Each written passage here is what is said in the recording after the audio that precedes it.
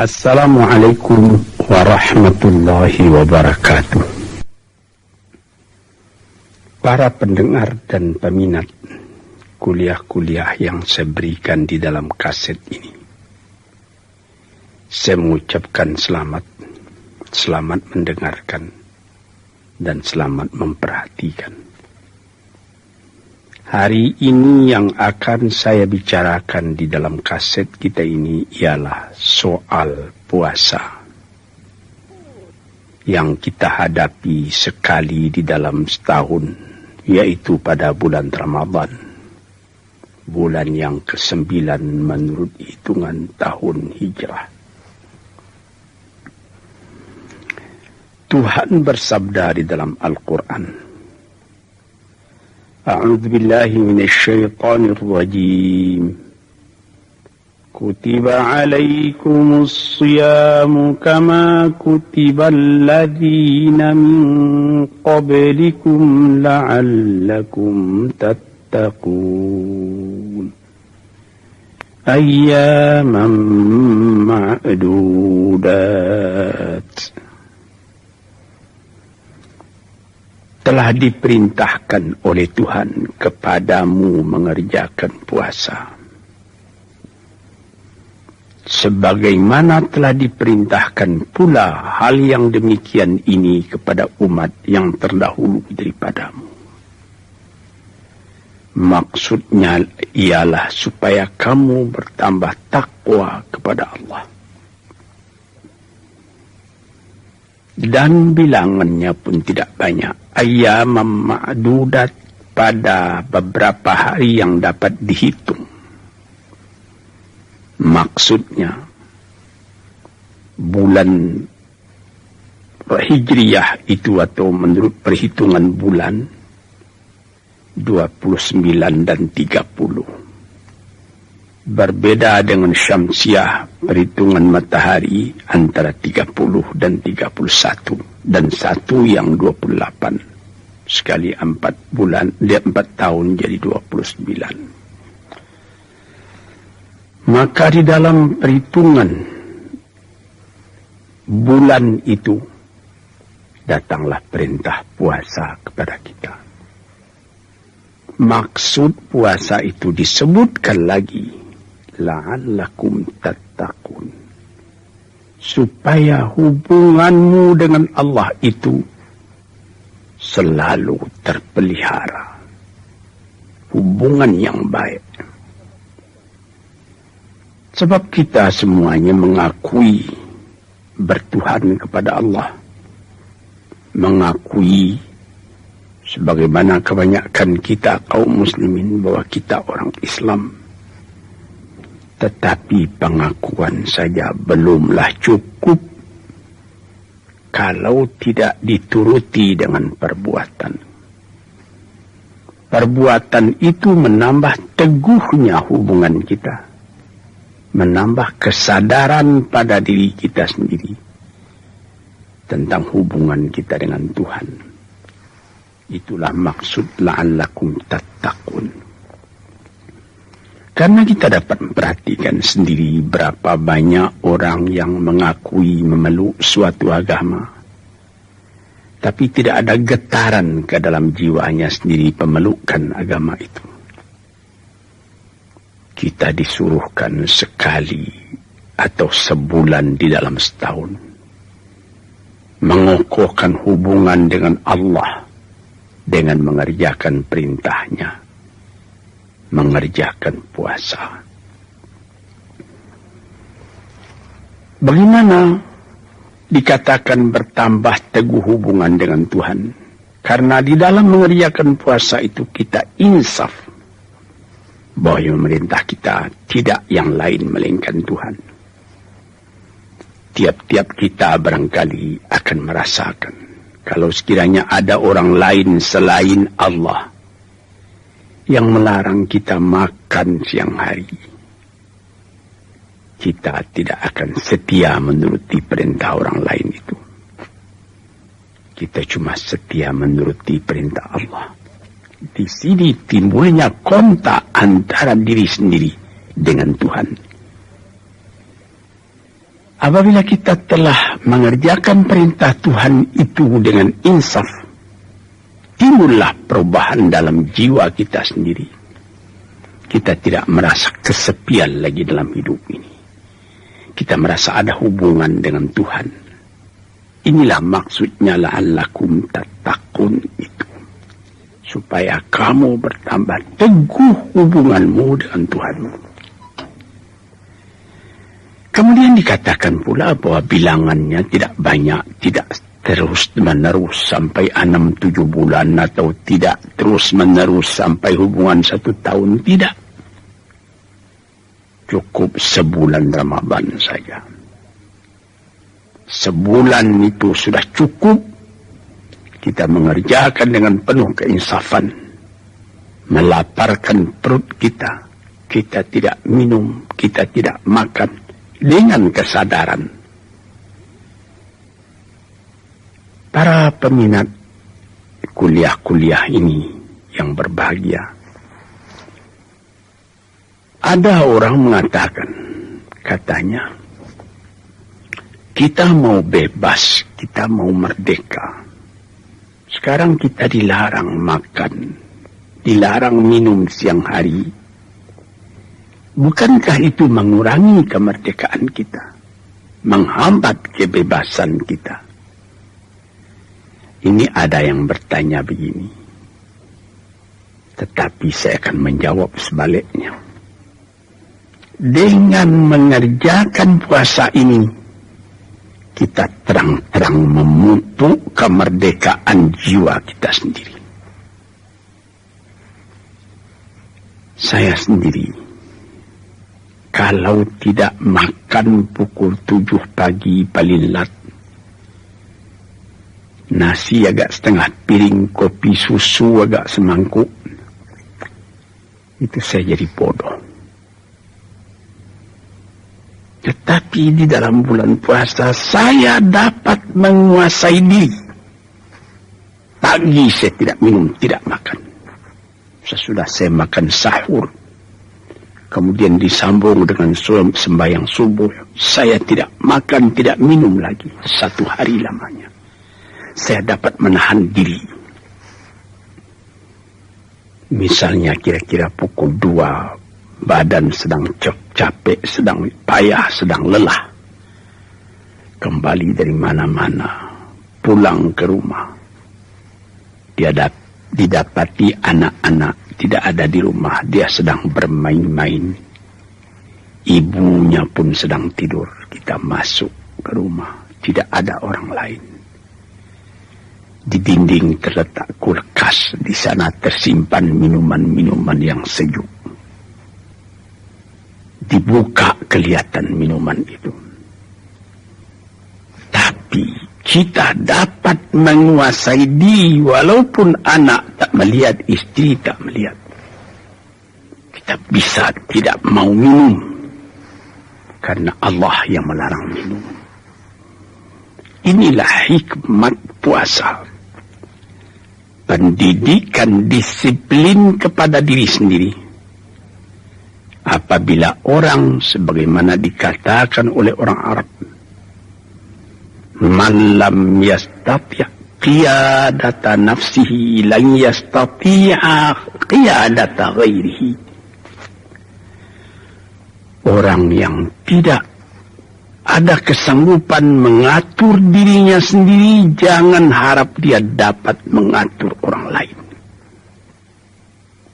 Jadi didikan puasa itu adalah didikan yang disebut dalam kata-kata modern sekarang ini introspeksi. Mengatur diri kita sendiri, menguasainya, sehingga hawa nafsu kita tidak dapat mempengaruhi kita. Jiwa yang seperti ini dididik sekurang-kurangnya sebulan di dalam 1 tahun. Maka terasalah ke dalam diri sendiri, diri kita hidup, diri kita berdisiplin, kita berhubungan dengan Allah. Apatah lagi di dalam bulan puasa itu dianjurkan lagi kita memperbanyak ibadat kepada Tuhan. Memperbanyak membaca Al-Quran. Memperbanyak zikir. Ingat kepada Allah. Cara negatif kita tidak bercakap. Cara positif kita membaca Al-Quran. Cara negatif terlarang kita bergaul dengan orang lain kalau tidak berfaedah. Tapi cara positifnya kita dianjurkan bergaul dengan orang lain di dalam membaca Al-Quran. Demikianlah terus sebulan lamanya. Tentu saja akan besar pengaruhnya kepada diri kita sendiri. Keadaan yang demikian itu. Apatah lagi sesudah kita berbuka puasa. Kita bersiap lagi buat datang ke masjid melakukan sembahyang tarawih dengan berjamaah. Sebulan lamanya. Kita mengalami bahwa orang-orang yang mencukupkan puasanya dengan tarawih. Dia berkumpul ke dalam masjid beramai-ramai, besar kecil tua muda. Gembira masjid pada waktu itu. Sembahyang tarawih itu juga tidak lama. Ada yang secara pendek saja sederhana. 11 rakaat ditambah dengan witir. Atau paling banyak 21 atau 23 rakaat dengan witir. Habis itu kita pulang kembali. Sebelum tidur kita membaca Al-Quran. Agak setengah juz. Sebulan lamanya. Terasa pada siang hari lapar badan. Terasa pada malam ini rapatnya hubungan silaturahim. Dengan kawan-kawan. Dengan masyarakat. Yang sekampung sehalaman dengan kita. Ditambah lagi bulan puasa tadi bertambah sehari, 2 hari, 3 hari kita mengerjakan puasa. Timbul lagi ingatan. Apa ingatan? Membagikan zakat fitrah. Apabila bulan puasa sudah habis atau hampir habis. Kita mengeluarkan zakat fitrah. Zakat diri. Besar dan kecil, tua muda. Memberikan. Entah beras kah, atau harga seharga beras 2,5 liter, 2,5 kilo, atau 3,5 liter.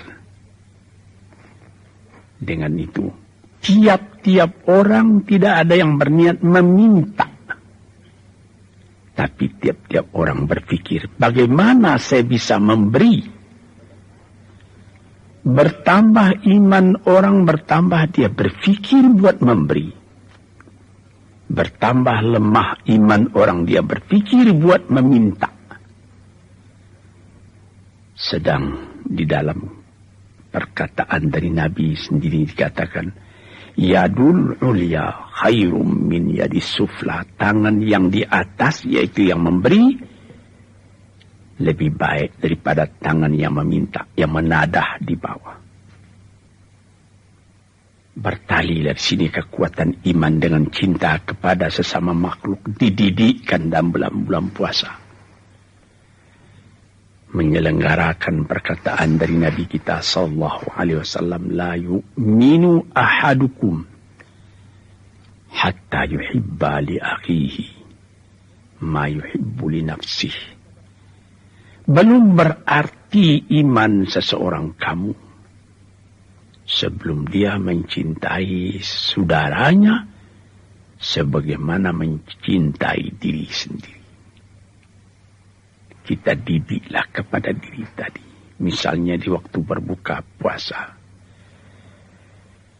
2, 3, 4, 5 perbukaan yang terletak di hadapan kita. Sambal-sambal macam-macam. Kita makan bersama dengan gembira. Tapi kita juga mengingat ada orang lain yang puasanya itu lebih lama dari kita karena tidak ada yang akan dimakan. Orang puasa 1 hari, dia kadang-kadang 2 hari tidak makan. Nah, di sini, dalam rasa cinta tadi, kita disuruh rapat hubungan dengan yang saya katakan tadi, bertarawih. Di dalam bertarawih itu kita bersaf, sembahyang bersama-sama. Di waktu sembahyang itu kita dapat melihat mana kawan kita yang hidupnya itu kurang dari sederhana. Mencari beras 1 liter, 2 liter 1 hari bukan main sukarnya. Ini nanti yang kita fikirkan bagaimana supaya mensedekahi dia. Dan kalau datang nanti penghabisan puasa, bagaimana supaya dia dapat diberi fitrah. Sehingga meratalah tiap tahun sekali dipraktekkan, dikonkretkan keadilan sosial yang merata itu dalam masyarakat kita kaum muslim. Ini salah satu hikmat yang terkandung di dalam mengerjakan puasa itu. Apabila kita hidup kenyang saja terus, pikiran itu pun sudah lebih banyak terhadap kepada kebendaan. Bagaimana keuntungan bisa dapat. Tetapi apabila perintah puasa sudah dikerjakan erat, walaupun orang kaya berjuta-juta uangnya, berhektar-hektar tanahnya, berpuluh pintu rumah sewanya, namun dia wajib merasakan sebagaimana yang dirasai oleh orang lain, lapar karena puasa. Di situ dia juga bisa berpikir, sedangkan cuma lapar 1 hari aku pun lemah. Bagaimanalah umat, bagaimanalah rakyat, bagaimanalah kaumku yang kadang makan, kadang tidak. Mencari sesuap pagi, sesuap petang bukan main susahnya. Ini salah satu hikmat yang terkandung di dalam mengerjakan puasa itu. Dan kita di waktu itu disuruh juga memperhatikan bahwa di samping perut kita yang kejang, yang kenyang, keenakan hidup, kemewahan, kita juga mesti bagaimana mengenyangkan rohani jiwa dengan mendekati Allah Subhanahu wa Ta'ala, dengan melaksanakan perintahnya, dengan menghentikan larangannya. Inilah hikmat yang terkandung di dalam mengerjakan puasa itu. Di situ terasa naiknya tingkat iman kita. Kita tidak lagi semata-mata memikirkan bagaimana supaya perut berisi. Kita juga memikirkan bagaimana supaya jiwa berisi. Sesuai dengan hadis yang pernah disabdakan oleh Nabi kita. Man sama Ramadana imanan wa ihtisaban, ghufira lahu ma taqaddama min dhanbihi wa ma ta'akhkhara. Barang siapa yang puasa bulan Ramadan dengan iman, wahtisaban, dengan perhitungan keadaan diri sendiri, perhitungan berapa baru kebajikan yang dapat saya amalkan dalam dunia ini, berapa kelalaian dan kelengahan dalam hidup saya, bagaimana saya bisa mengisi hidup itu dengan nilai-nilai yang tinggi yang akan membawa kebahagiaan saya hidup di dunia. dan kebahagiaan pula di akhirat. Kalau kita kerjakan puasa dengan demikian itu, Tuhan Allah berjanji akan diampuni dosa. Ghufira lahu, akan diampuni baginya ma taqaddama min dzambihi, kalau ada dosa-dosanya yang telah terdahulu. Malah ditambah lagi dalam satu hadis, wa ma ta'akhkhara, ada keadaan sesudah puasa khatir-khatir tidak baik dalam hati kita, itu juga bisa diampuni. Apa artinya? Bukan dikerjakan lalu diampuni. Tidak mau kita mengerjakan lagi yang tidak diridai oleh Tuhan. Sebab kita punya jiwa sudah terlatih dalam bulan puasa. Ini maksudnya. Sebab itu, maka kita fikirkanlah tiap-tiap hari yang kita lalui dalam bulan puasa tadi, malamnya dan siangnya. Sedangkan orang berlatih misalnya P4, berlatih dalam pekerjaan-pekerjaan yang lain. Latihan sebulan itu namanya sudah latihan banyak. Sekarang tiap tahun sebulan, tidakkah akan berubah jiwa kita daripada buruk kepada baik? Tidakkah akan ada perubahan kita, pandangan kita terhadap kepada hidup? Apakah kita akan cuma tinggal rendah? Tidak ada kesadaran, tidak ada keinsafan bahwa hidup yang sejati itu ialah kebersihan jiwa. Usaha menjauhi perbuatan yang buruk, usaha memperbanyak perbuatan yang baik di dalam kehidupan kita. Saudara-saudara, tuan-tuan yang saya hormati, setelah kita bicarakan bagaimana hikmat puasa untuk mempertinggi nilai diri kita sendiri di hadapan Allah, namun agama tidaklah memaksa seorang manusia lebih daripada kekuatannya. Sebagaimana sabda Tuhan, la yukallifullahu nafsan illa wus'aha.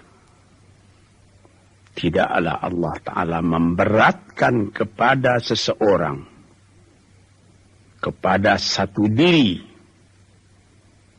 beban yang dia tidak sempat, tidak kuat memikirnya. Sebab itu dalam hikmah yang tertinggi mengerjakan puasa itu, pengecualiannya pun ada. Itulah kasih sayangnya Allah kepada kita. Baik mengerjakan puasa, atau mengerjakan sembahyang, atau mengerjakan haji. Rukun-rukun, tiang-tiang yang berat, yang menjadi pokok, ada kecualinya. Misalnya kita disuruh sembahyang berdiri. Kalau kita tidak kuat berdiri karena kita sakit, kita diizinkan duduk, tidak dipaksa juga berdiri. Dan kalau penyakit payah sehingga duduk pun tidak bisa, kita disuruh boleh kita tidur terus.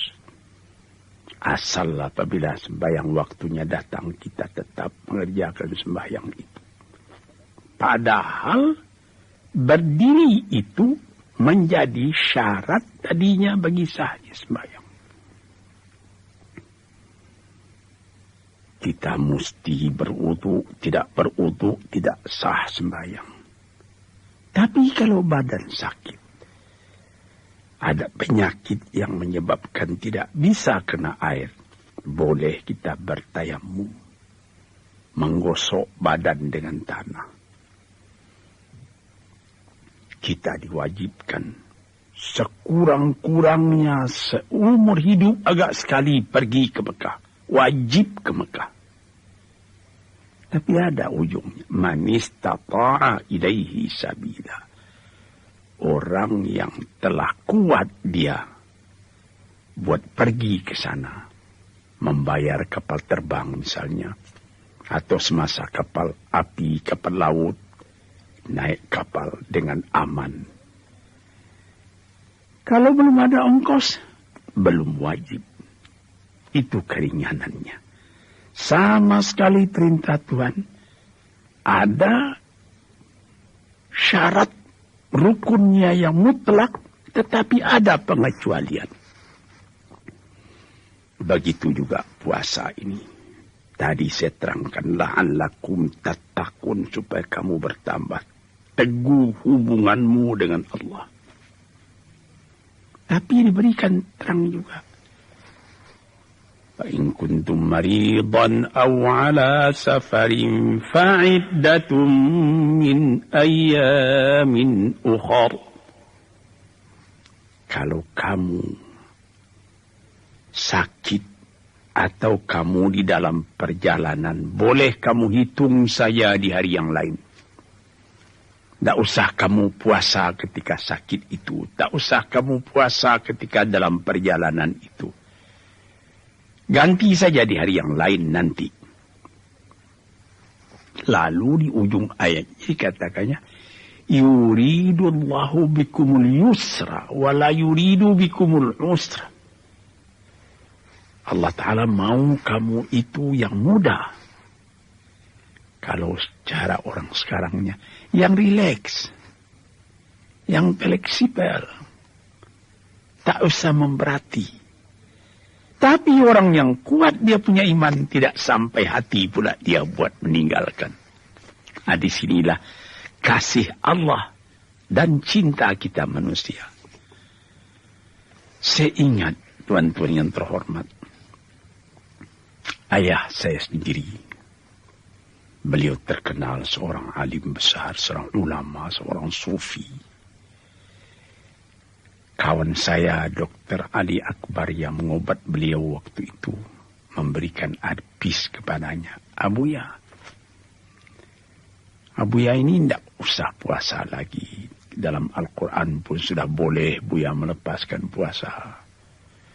Buya sudah tidak kuat lagi. Beliau diam saja.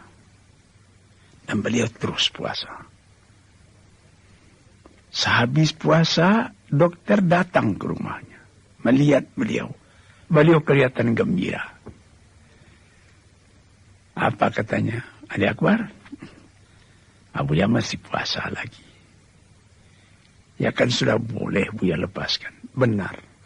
Tetapi Ali Akbar katanya, sedangkan puasa-puasa yang sunat tidak sanggup Buya mengerjakan sepenuhnya. Sekarang yang wajib itu pula akan Buya tinggalkan. Tidak sampai hati Buya katanya.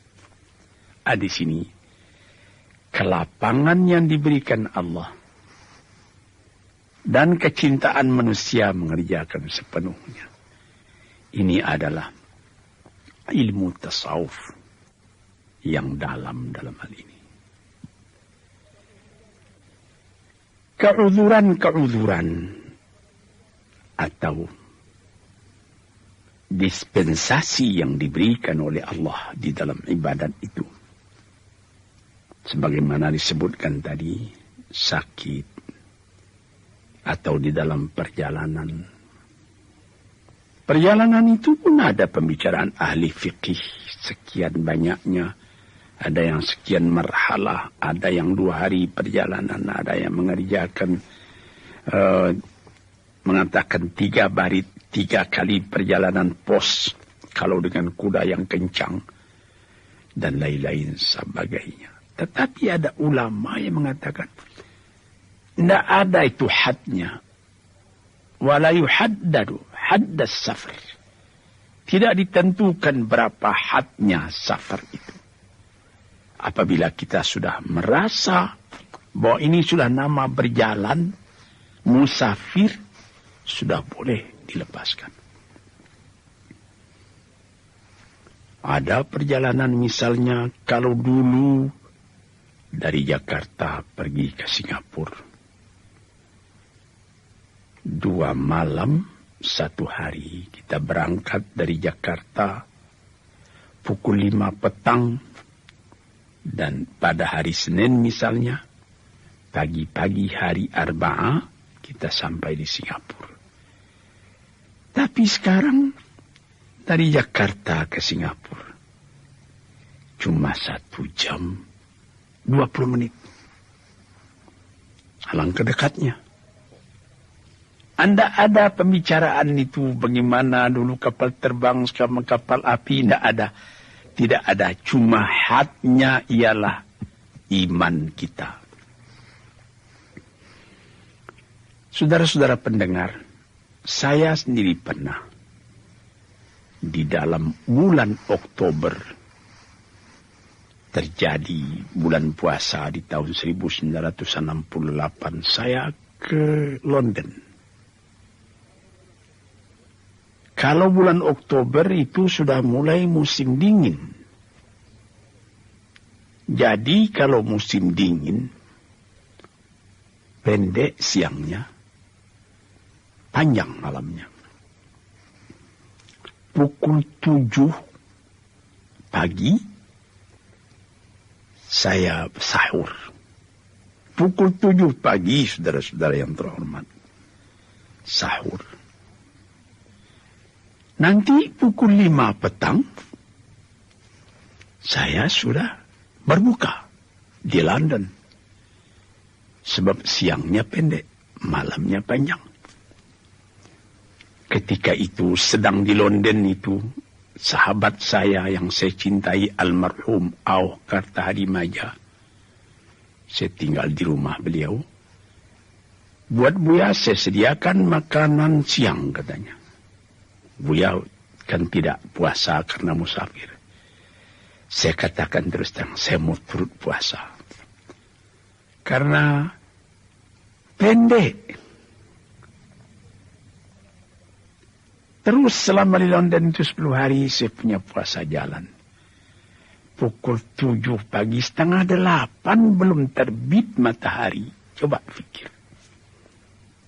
Sedang kalau di tanah air kita, pukul 4 itu sudah mesti berhenti makan. Sebab 4:10 subuh sudah datang.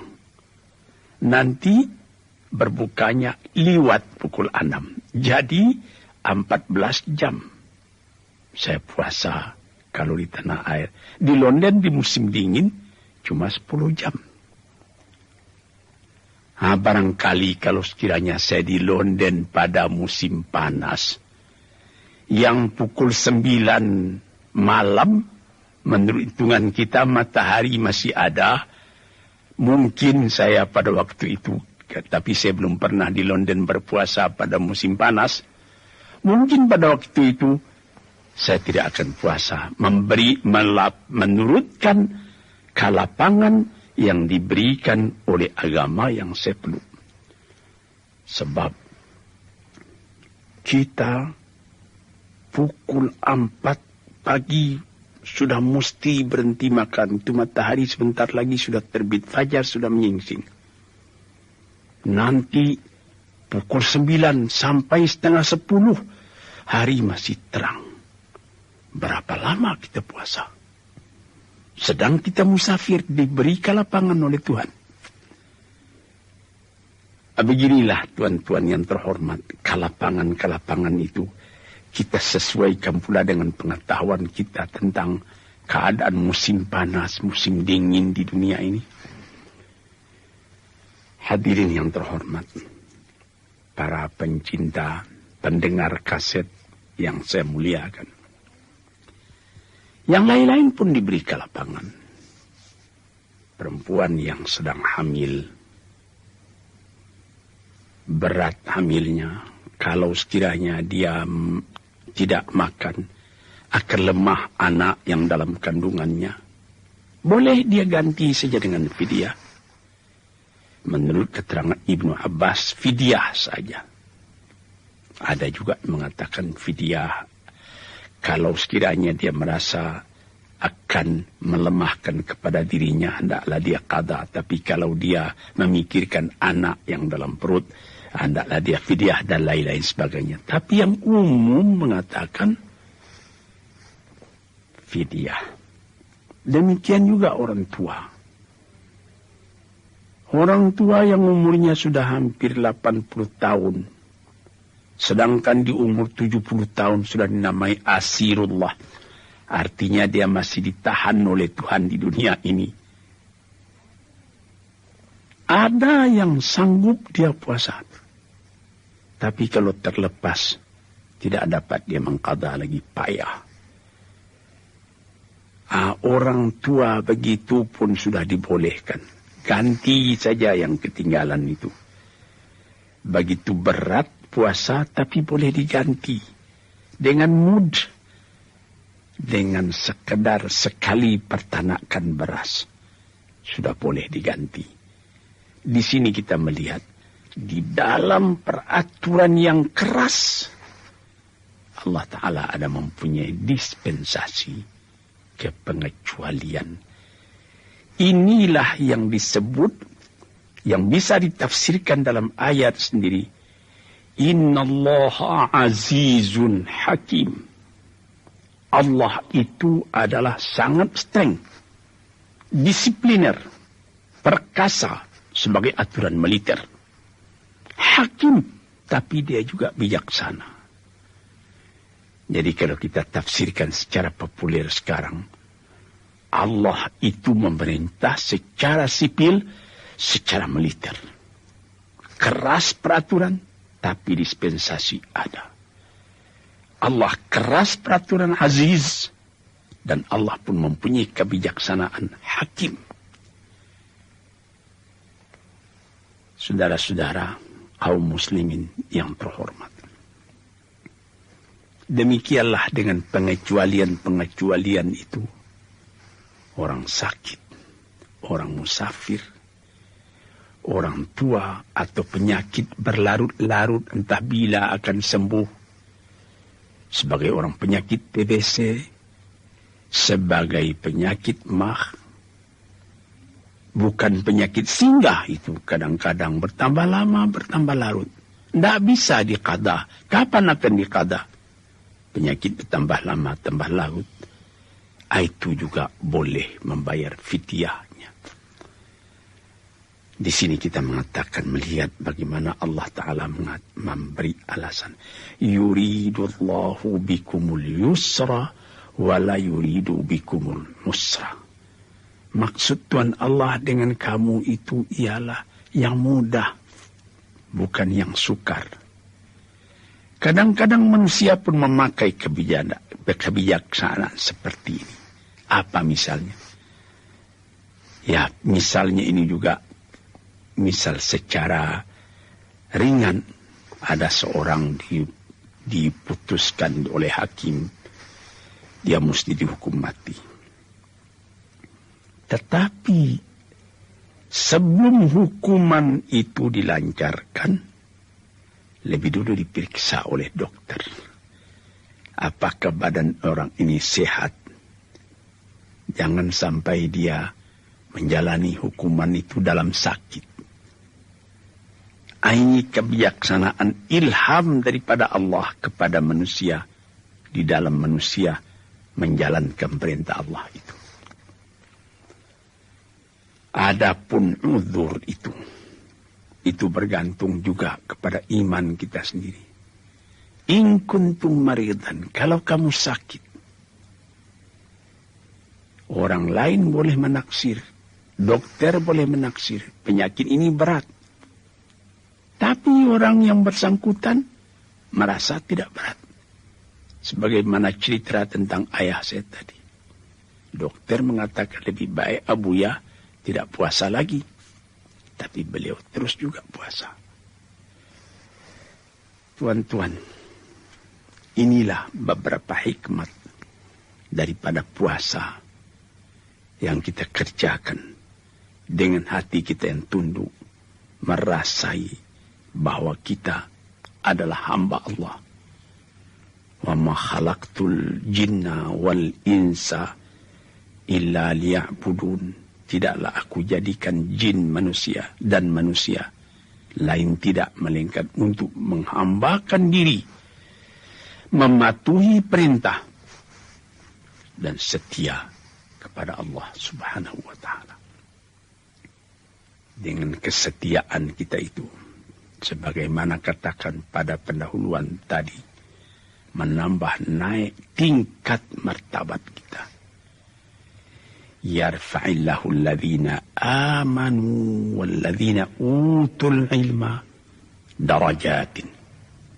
Diangkat derajatnya, martabatnya, pangkatnya oleh Allah orang yang berilmu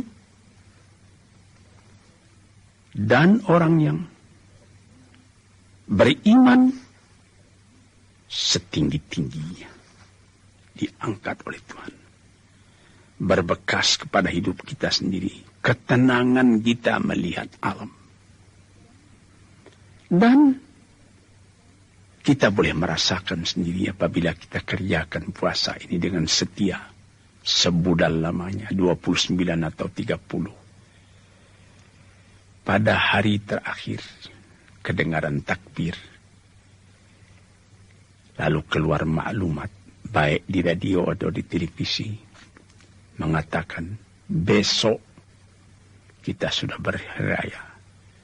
Sebagaimana tradisi di negeri kita, di mana-mana kedengaran beduk berbunyi bersaut-sautan. Takbir menggema di mana-mana, di jalan raya, di pelosok jauh, di kampung-kampung. Malah seketika saya ke Irian Jaya, kawan-kawan di sana mengatakan bahwa pada malam takbiran di Irian Jaya itu lebih hebat daripada malam-malam yang lain.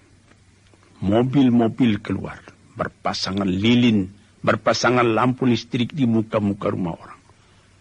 Di bukit-bukit, di lembah-lembah kedengaran takbir bersama-sama. Besoknya terjadilah Aidil Fitri. Muka kita lebih cerah. Hati kita senang. Kewajiban kita telah kita bayarkan.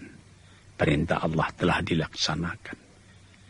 Puasa sudah kita kerjakan. Fitrah pun sudah dibayar.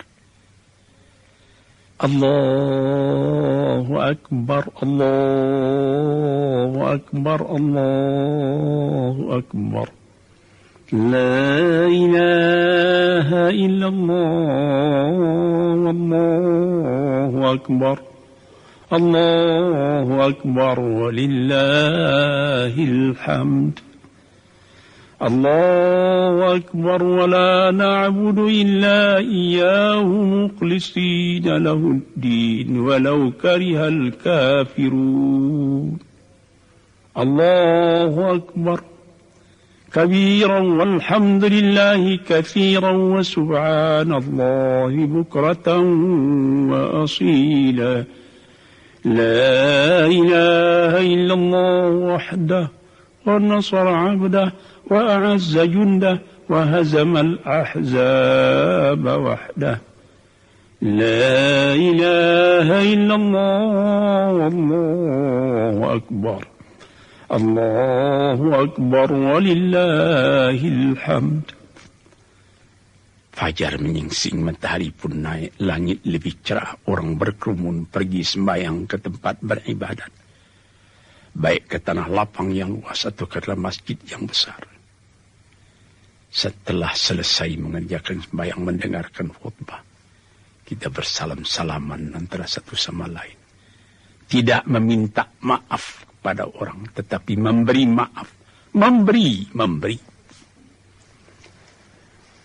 Tuan-tuan hadirin, tuan-puan pendengar kaset yang saya muliakan, disinilah terasanya halawatul iman, manisnya iman kepada Allah. Berat dipikul, ringan dijinjing.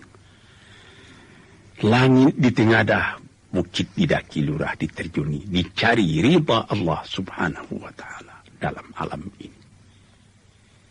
Sekianlah keterangan saya tentang hikmat mengerjakan puasa ini. Assalamualaikum warahmatullahi wabarakatuh.